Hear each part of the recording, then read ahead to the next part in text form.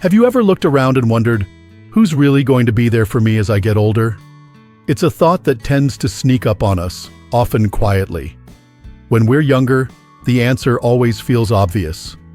Of course, it's your spouse, your kids, maybe a sibling or two, or that best friend you've known since you were in your 20s. You've shared holidays, birthdays, and 1,000 little memories with them. So naturally, you expect they'll always be nearby, ready to help when you need it. But then one day, you're 60, 65, maybe 70, and things shift. The kids have moved out. Now they're raising kids of their own. Friends who used to call every week don't check in as often. Some move away. Some get sick. Some pass on. Everyone gets busier. Suddenly, the people you counted on are harder to reach, and you realize something a bit uncomfortable. Support doesn't always come from the places you thought it would. That's not a reason to be bitter. It's just life. People grow. Circumstances change. But here's the good news. It doesn't mean you're alone. In fact, it means you now have an opportunity to build something even more powerful. A foundation of support that doesn't depend on anyone else showing up for you. Because at this stage in life, the strongest support you'll ever have is the one you build from the inside out. So today, we're going to talk about 6 essential pillars of support that become more reliable than even your closest family. And no, this isn't about pushing people away. It's about knowing what you can truly count on, especially in moments when life feels uncertain. Once you understand these pillars, you'll start to feel more secure, more independent, and a whole lot more peaceful. Let's begin with something that touches every part of your daily life, your financial stability. Now I know, talking about money doesn't always feel inspiring, but hear me out. Because if there's one form of support you can absolutely depend on at any age, it's your financial independence. It's not about being rich. It's not about having a mansion or a luxury car. It's about freedom. It's about knowing that no matter what happens, no matter who comes or goes, you won't have to ask for help just to get by. Take James, for example. James is 73 now. He worked hard his whole life and raised 3 kids. He helped pay for their college, helped one of them put a down payment on a house, even loaned money when times were tight. Naturally, he assumed that if the day ever came when he needed help, they'd be there for him. Then a medical emergency hit. Out of nowhere, he needed surgery. His savings drained quickly. He picked up the phone, called his oldest son, and got an honest but painful response. "Dad, I wish we could, but we're stretched thin ourselves." It wasn't because they didn't care. It's just that life is expensive for everyone. James realized something important that day. Relying on others financially, even people who love you deeply, is risky. Not because they don't love you, but because they're dealing with their own lives, their own bills, their own unexpected turns. That's why building and protecting your financial foundation is so crucial. Whether you're retired or still working part-time, ask yourself, do I have enough put aside for emergencies? Is my income steady and dependable? Am I managing my money wisely, cutting unnecessary expenses, avoiding new debts, and keeping things simple? Even little steps can make a big difference. Maybe it's reviewing your spending. Maybe it's downsizing to something easier to maintain. Or maybe it's finding small ways to bring in extra income, something flexible that keeps you engaged, like teaching a skill online or selling something you create. Because when your financial life is in order, you feel stronger. You sleep better. And most importantly, you're not waiting for someone to rescue you. You already have what you need. But as strong as money can be, it means very little if you don't have your health. I'm going to say something that's not always easy to hear. No one can be healthy for you. Your spouse can't walk for you. Your children can't take your medication for you. Your neighbor can't make sure you drink enough water or eat a balanced meal. That responsibility? It rests solely on you. After 60, your body starts to speak up. Maybe your knees aren't as strong. Maybe getting out of bed takes a little longer. Maybe there's a new ache you didn't notice before. And it's tempting to ignore those signs. To say, I'll deal with it later. But later has a way of becoming too late. David knows this well. In his younger years, he played tennis every weekend, hiked, rode bikes. But once he hit retirement, he slowed down. Too much. Days on the couch turned into weeks. He kept saying he'd get back in shape next month. That month never came. By 67, his energy had tanked. Climbing stairs felt like a workout. He started relying on others for things he used to do without thinking. His independence faded, not because someone took it, but because he didn't protect it. Eventually, David made a choice. He started walking again, just a little at first. He swapped out sugary snacks for fruit. He paid attention to his body. The results didn't happen overnight, but they came. And with every small step, his strength returned. You don't need to train for a marathon. You don't need to eat like a bodybuilder. But you do need to treat your body like a partner, because that's what it is. A strong body keeps you free. It keeps you mobile. It lets you enjoy your hobbies, visit your grandkids, tend your garden, and get up each morning feeling proud of what you're capable of. So listen to the signals. Don't ignore that tightness in your back, the shortness of breath, the fatigue. Talk to your doctor. Move your body every day, even if it's just stretching, walking, or dancing in the living room. Because when you prioritize your health, you're not just adding years to your life. You're adding life to your years. And as we continue building this foundation together, we'll see just how many more ways you can stay strong, independent, and fulfilled, no matter who's around.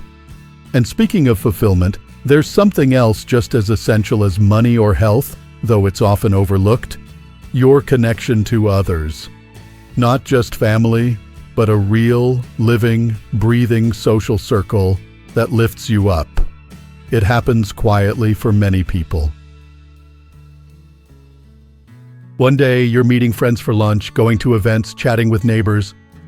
Then slowly, without really noticing, that circle starts to shrink. Maybe a close friend moved away. Maybe someone got sick. Maybe you lost touch with people you used to talk to every week. Before long, your days feel quieter, a little too quiet. And here's the thing. Loneliness doesn't just affect your mood. It affects your memory, your energy, even your immune system. That's not just my opinion. It's science. Studies show that isolation in older adults can increase the risk of cognitive decline and even shorten lifespan. But the good news? It's never too late to reconnect. Take Susan, for instance. She's 71 now. For years, she was the heart of her family. Holidays were at her house. Sunday dinners were her tradition. But her sons grew up, got married, and started families of their own. What used to be a full house became, well, just her. The calls came less often. The visits too. And even though her children loved her dearly, they were busy, just like most people are. Susan found herself sitting by the window waiting for the phone to ring. Some days it didn't. So one morning she made a choice. Instead of waiting, she reached out. She joined a book club at the local library. She signed up for a community gardening class. She even reconnected with an old friend from high school over coffee. And what happened next? Her life filled up again. Not with noise, but with meaning. She laughed more. She had plans to look forward to. She felt seen and heard again, not just by family, but by people who chose to be part of her world. You don't need 100 friends. You don't even need 10. But you do need someone you can talk to. Someone who sees you, who checks in, who remembers your birthday or asks about your day. And yes, it might feel awkward at first to walk into a group alone or send that first message. But the reward far outweighs the risk. If your circle has grown quiet, start by reaching out to one person today. someone from church, an old coworker, a neighbor you wave to but haven't really talked with. Or better yet, join a local class, a club, or even an online community. Because the truth is, having people in your corner, people who bring joy and laughter into your life, isn't a luxury. It's a lifeline. Now, while connection keeps your spirit alive, there's something deeper that keeps your soul moving forward: purpose. It's something a lot of people don't talk about after retirement. When we're younger, purpose is obvious: raising kids, building a career, taking care of others. But what happens when those roles fade? What happens when the house is quiet and your to-do list is shorter than ever? For some, it feels like a freedom. For others, it feels like floating in space. No schedule, no demands, but also no reason to get up in the morning. That's where purpose comes in, not as a job, but as a reason. Let me tell you about Robert. He was a mechanical engineer for over 40 years. Smart, hardworking, and proud of what he built. But when he retired, he went from feeling essential to invisible. He had no meetings to attend, no deadlines, no problems to solve. At first, it was a relief, but soon the silence became heavy. His daughter noticed the shift. "Dad," she said, "you always loved teaching. Why don't you find a way to do that again?" So, he did. Robert started volunteering at a local middle school, teaching kids how to build simple machines. And just like that, his spark came back. Purpose isn't always big or grand. Sometimes it's teaching someone a skill. Sometimes it's starting a small project, learning something new, or helping a neighbor. It could be painting, mentoring, writing stories, or even growing tomatoes on your balcony. It's anything that gives your day shape and makes your heart feel useful. The key is to stay curious, to keep learning, to stay engaged, not because you have to, but because you want to. Because when you have a reason to get up in the morning, everything else, your health, your energy, your mood, follows along. Life feels richer, and you feel needed again, not by obligation, but by choice. And remember, purpose isn't about being productive. It's about being alive inside. It's the thing that makes you smile when you talk about it. The thing that, if taken away, you'd miss. If you haven't felt that in a while, that's okay. Just ask yourself, what have I always loved but never made time for? What's something small I could start doing just for me? The answer is already within you. You just have to listen closely. Let's keep walking this path together. There's more to uncover, and each step forward is a step toward living with more strength, clarity, and joy than ever before. And as we keep moving forward, there's one more thing we need to talk about, something that often goes unnoticed, but quietly determines how we face every challenge that life throws our way. It's your emotional resilience. Let's be honest. Life doesn't get easier as we get older. In some ways, it becomes even more emotionally demanding. People we love pass on, friendships fade, health changes. We might not say it out loud, but many of us carry quiet grief, old regrets, or feelings we've never had time to fully unpack. And yet, through it all, some people seem to hold steady. They still smile, still find peace, still find a reason to be grateful. Not because life has been easy, but because they've built strength on the inside. That's what emotional resilience is. It's the ability to sit with pain but not be consumed by it. It's the quiet courage to cry when you need to, and then stand back up. It's being able to comfort yourself when no one else is around. And it's one of the most powerful forms of support you can ever create for yourself. Let me introduce you to Linda. She lost her husband, Mark, after 42 years of marriage. For months, she woke up in a house that felt too big and far too quiet. The mornings were hardest. His favorite coffee mug still sat on the counter. At first, she leaned on her kids, and they did their best. But they had their own lives, their own grief, their own families to take care of. Linda realized something important. No one could carry her through this but her. So she joined a grief support group at her community center. She started journaling every morning, just 10 minutes to get her feelings on the page. She read books on healing, listened to music that soothed her, and practiced gratitude even on the days when all she could write was, "I got out of bed today." And slowly she started to heal. Not perfectly, not all at once, but steadily. She still missed Mark every day, but she no longer felt broken. She had found strength within herself she didn't know she had. That's the gift of emotional resilience. It doesn't mean pretending to be fine. It doesn't mean never feeling sad. It means learning to feel deeply without falling apart. It means accepting that life is both beautiful and painful, and still choosing to show up.